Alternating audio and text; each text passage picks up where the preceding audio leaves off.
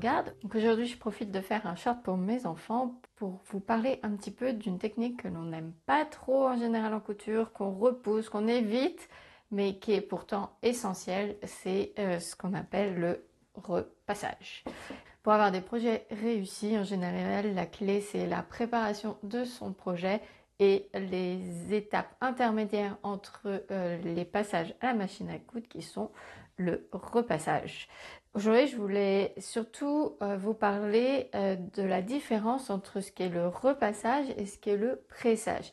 Dans le langage commun, on va surtout dire qu'il faut repasser ses coutures. On va pas préciser, mais en fin de compte, le terme exact, c'est plutôt un pressage. Et je voulais vous un peu vous sensibiliser sur cette notion de repassage et de pressage. Donc, un repassage, ça va être simplement ce qu'on va faire pour repasser ses vêtements en sortie de machine à laver ou pour repasser son tissu avant de le couper. C'est-à-dire qu'on va venir faire des va-et-vient pour enlever les plis. Donc on va faire glisser son fer à repasser le long de son tissu pour supprimer les plis.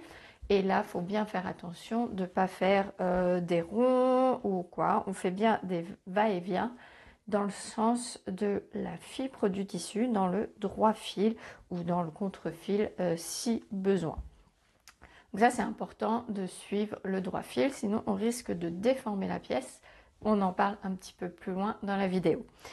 Et le pressage, par contre, lui, va être une action de presser, comme son nom l'indique. Tout simplement, ça va être de venir, notamment après une couture ou lors de la préparation d'une couture, ça va être de venir appuyer avec son fer de façon à presser son tissu et à mettre en forme sa couture ou son tissu. Donc c'est pas du tout pareil. Il y en a un, on va venir enlever les plis, le repassage en faisant des va-et-vient, et l'autre, on va venir vraiment mettre en forme le tissu en pressant et en appuyant bien. Lorsqu'on fait de la couture, donc on a besoin de matériel de repassage. Donc on a besoin d'un fer à repasser. Alors là, moi j'ai un mini fer à repasser. Je trouve qu'il est très pratique, notamment parce qu'il va permettre d'aller dans des endroits précis, mais c'est surtout qu'il a l'avantage de chauffer quasi immédiatement. Et j'avoue que c'est un point vraiment non négligeable. Ma centrale vapeur, elle met 2 minutes avant de charger, et j'ai pris pour habitude de débrancher mon fer à chaque fois que je ne l'utilise pas, parce que j'ai des enfants qui des fois passent à côté dans l'atelier, que avant j'avais un chat et que j'aimais vraiment pas laisser mon fer à repasser en permanence allumé. Donc j'ai cette habitude, mais forcément si on doit repasser quelque chose entre chaque couture, ça peut être assez régulièrement. Si à chaque fois il faut attendre 2 minutes pour que le fer chauffe, on a tendance à sauter l'étape et c'est pas forcément toujours recommandé. Donc avoir un fer qui chauffe vite, c'est important. Ensuite, d'avoir une table à repasser sur laquelle vous pouvez avoir à côté de votre machine. Pareil, si vous devez aller à chaque fois à l'autre bout de l'appartement pour faire votre repassage, c'est peut-être pas l'idéal et ça sera un moyen de procrastiner le repassage. Donc il y a une table à repasser. Bon, ici, vous voyez, c'est une petite table à repasser que je pose sur une table, sur un bureau. Ça me permet de la ranger, de la sortir hyper facilement. Ensuite, vous pouvez avoir ce qu'on appelle une jeannette. Donc c'est des toutes petites tables. Ça permet notamment de repasser les manches de chemise ou des choses comme ça. Et donc ça va permettre de repasser les petits tubes.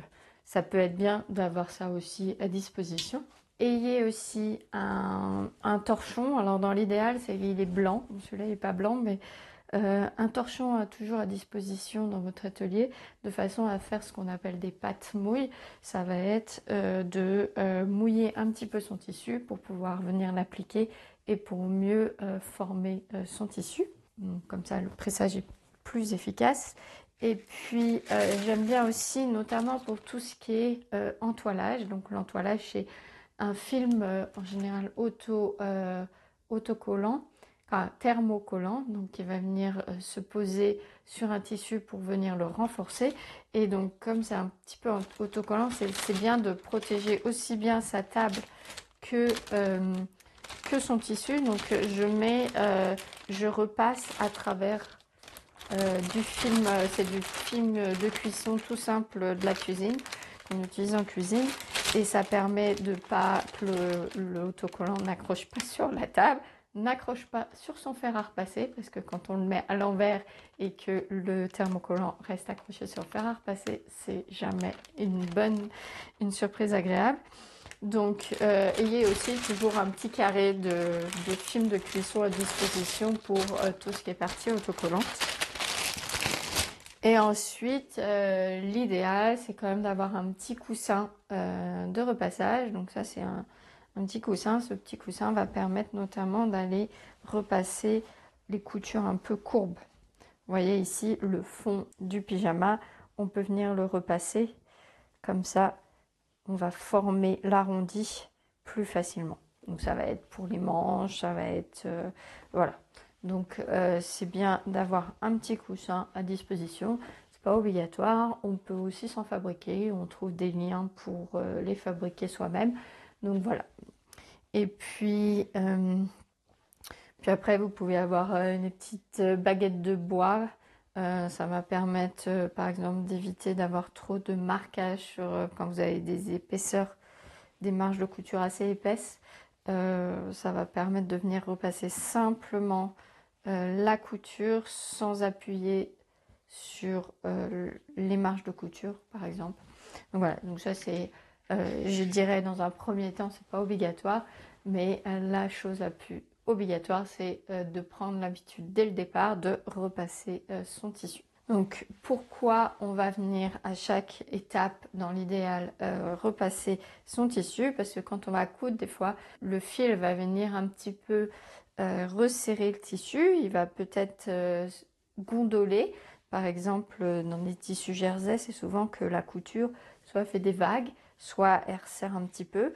Et des fois, il suffit d'un petit coup de fer à repasser pour que les coutures s'aplatissent bien et reprennent sa forme. Donc le fil va un petit peu se resserrer, donc va bien se placer entre les deux épaisseurs de tissu, et du coup ça va venir finaliser la couture correctement. Comme ici pour mon ourlet, ça va être de venir préparer sa couture en amont. Ceci, on repasse son ourlet, c'est bien plus facile de le coudre par la suite.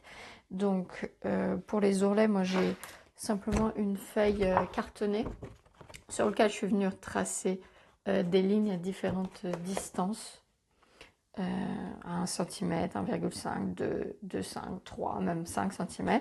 Et du coup, ça me permet pour les grandes longueurs de venir faire mon ourlet plus facilement. Donc ça peut être une idée.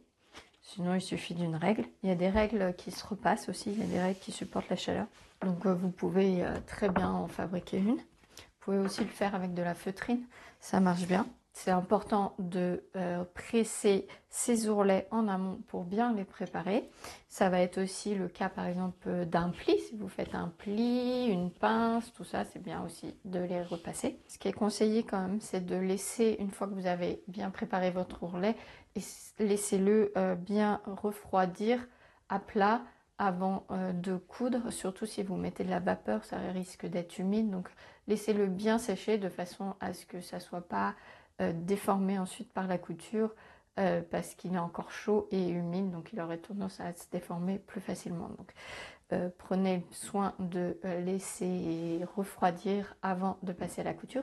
Et puis si vous utilisez du thermocollant par exemple aussi, il faut le temps que la colle s'imprègne bien dans le tissu, et donc pour ça il faut aussi laisser le temps au tissu et au thermocollant de bien souder ensemble. Et donc là en général on parle de 20 minutes de temps de pause avant de pouvoir utiliser sa pièce, donc bien à plat.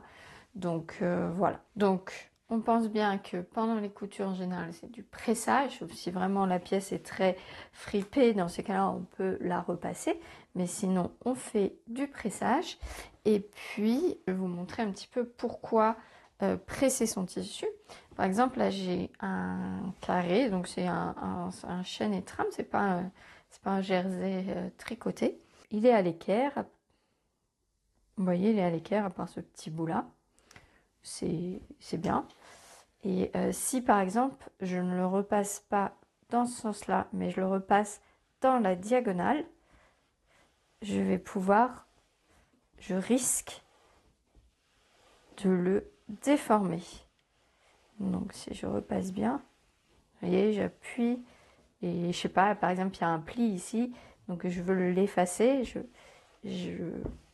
m'acharne bien, et ben je risque, vous voyez, comme mon tissu, il est plus du tout à l'équerre. Là, j'ai pris quasi 0,5 cm de plus. Donc, vous imaginez, sur un vêtement, par exemple, on peut facilement gagner 1-2 cm et complètement déformer son tissu, principalement dans le biais de son tissu. Mais par exemple, si on fait très fort ici, mais très peu fort ici, on peut sur une grande longueur faire l'avoir découpé bien droit et puis se retrouver avec des vagues. Donc c'est important de, quand vous repassez, de bien respecter le droit fil ou au moins le contre-fil de façon à ce que vous ne déformiez pas votre pièce. Donc c'est aussi pour ça qu'une couture, vous imaginez bien que si vous la repassez, vous risquez de l'étirer et du coup de déformer votre tissu, et après c'est un peu plus compliqué à récupérer. C'est faisable avec la vapeur, tout ça, mais c'est vrai que c'est quand même mieux si on n'a pas à faire cette étape. Pour résumer, avant et après avoir cousu, on fait plutôt du repassage dans le sens du droit fil, et sinon on fait plutôt du pressage, aussi bien pour préparer ses pièces avec du thermocollant que pour mettre en forme une couture, pour mettre en forme des plis, des ourlets. Et voilà, donc on presse, on soulève à chaque fois qu'on se déplace de façon à ne pas déformer le tissu.